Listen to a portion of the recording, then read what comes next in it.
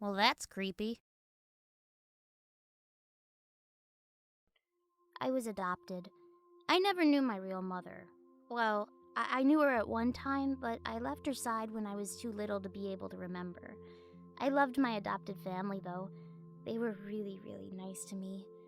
And hey, I ate well, I lived in a warm and comfortable house, and I got to stay up pretty late. It was a good life. Let me tell you about my family real fast. First, there's my mother. I never called her Mom or anything like that. I just called her by her first name, Janice. She didn't mind at all, though. I called her that for so long, I don't think she even noticed. Anyhow, she was a really nice lady. I think that she's the one who recommended my adoption in the first place. Sometimes I would just lay my head against her in front of the television and she would tickle my back with her nails. She's like one of those Hollywood mothers. Second, there's Dad. His real name was Richard, but he never really liked me very much, so I tried to refer to him as Dad in a desperate attempt to gain his affection. It didn't work. I think that no matter what I called him, he would never love me as much as his own child. That's understandable, so I didn't really press the matter. The most notable attribute of Dad was his unmoving sternness. He wasn't afraid to pop his children when they did something wrong. I found out that before I could even use the restroom properly. He didn't hesitate to spank me. Well, I'm in line now, and it's because of his methods. Lastly is my sister, Emily. Emily was really young when I was adopted, so we're about the same age, but she was slightly older. Still, I thought of her as my little sister. We got along better than any sibling could possibly get along. We would always stay up late together and just talk. Well, she did a lot of the talking. I listened a lot, though. It was a great setup that we had. We were short on bedrooms, so because I didn't want to sleep in the living room by myself when I was littler, I had my bed put next to her bed. That's where I've slept since. But it was cool with me because I enjoyed being with her and I always felt pretty protective of my little sis. Everything changed on a horrible Wednesday night. I was at home taking a nap when little Emily opened the front door. The sound of the door opening pulled me to a state of consciousness, and I walked from the room down to the hall to the living room. That's when I first remembered it was Wednesday. I wasn't very good at keeping track of what day it was. Actually, I'll just go ahead and say it. My sense of time was awful. But nevertheless, I knew it was Wednesday because Emily had just come home from her church's youth group gathering. She walked in the front door and hugged me and was followed in by Dad and Janice. "You have a good nap?" Janice said teasingly as she ruffled my hair. I just shook my head away and snorted in a manner that clearly expressed I was teasing back at her. "Don't you snort at your mother like that," said my father gruffly with authority. He shut the door behind him and hung his coat. "I was clearly joking," I growled under my breath. He must not have heard me because I didn't feel him smack me. Emily then proceeded to her room and I followed. She started telling me about her day, usual girl stuff. But I listened so she would feel better. After her summary, she suggested watching TV, and I obliged and jumped onto the couch as she was going for the remote. She rolled her eyes at my immaturity and scooted me over and sat down. The TV turned on, and we watched it together until the sun went down. Emily was the kind of girl that, instead of watching cartoons and soap operas, would rather watch Discovery and Animal Planet and National Geographic. I liked those too, so I didn't mind. Actually, those were some of the only channels that could hold my attention. So, it got late and Janice walked up behind the sofa.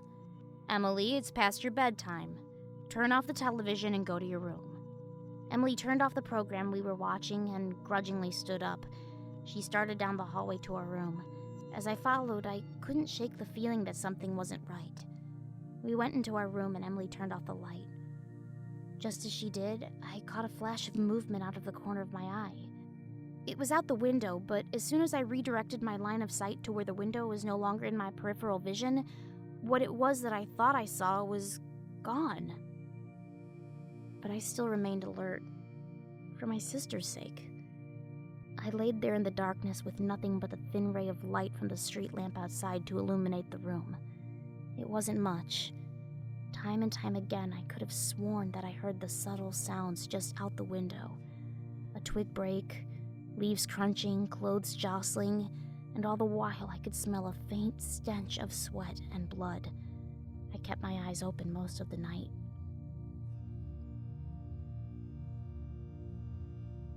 The sounds outside subsided and the smell left my nose. I began to feel at ease. My eyelids closed. Not long after that, I heard a very loud crash on the other side of the house. I was up in an instant. "There's someone in the house!" I screamed with extreme adrenaline coursing through me. "Wake up!" I shrilly pleaded with Emily. She did, and as soon as I saw her sit up, I ran into my parents' room.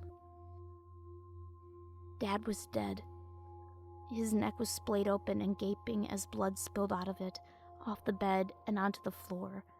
I saw that the master bathroom's door was closed, and just before it, on the outside, was a man. A man. I still don't feel comfortable calling it that. He was very large and rugged. He turned around and saw me, and that's when I saw him accurately for the first time. I will never forget it. His eyes were large and beady and trapped with lust. He was styling a beard that was badly unkempt with blood dripping off.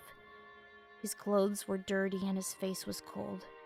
Just then I noticed the same horrid smell of sweat and blood from earlier, but this time it was overwhelming. He saw me. He saw me and grinned with a set of crooked yellow teeth. That smile threw me off. I thought that I was gonna die, but then he turned back to the bathroom door, completely unperturbed by my presence. I was terrified and didn't know what to do. I just yelled, and I cried.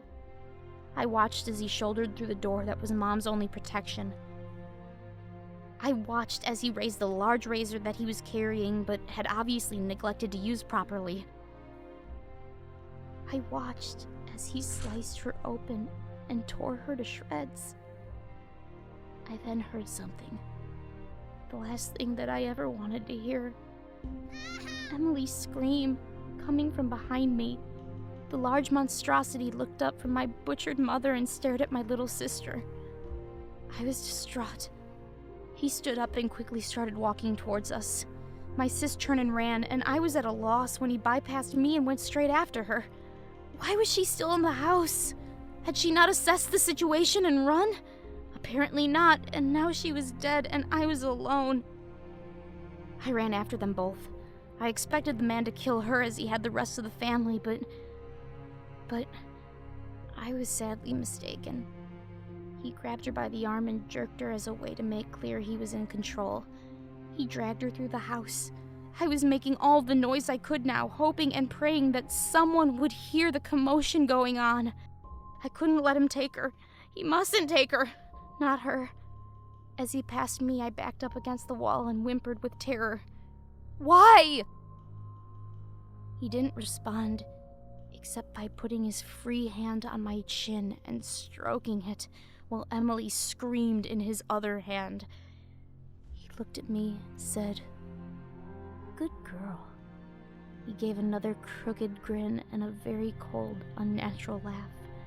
I followed him to the door where he dragged my helpless sister after him. He opened it, pulled her out, and slammed it shut behind him. I'm now sitting in the house with my mutilated parents, shivering with dismay. He's out there with her, doing God knows what to her. And I can't do anything. I would if I could, but I can't. I would chase after them in a heartbeat, but I can't. I sit here, looking at the front door. I look down at my paws. If only I could open doors.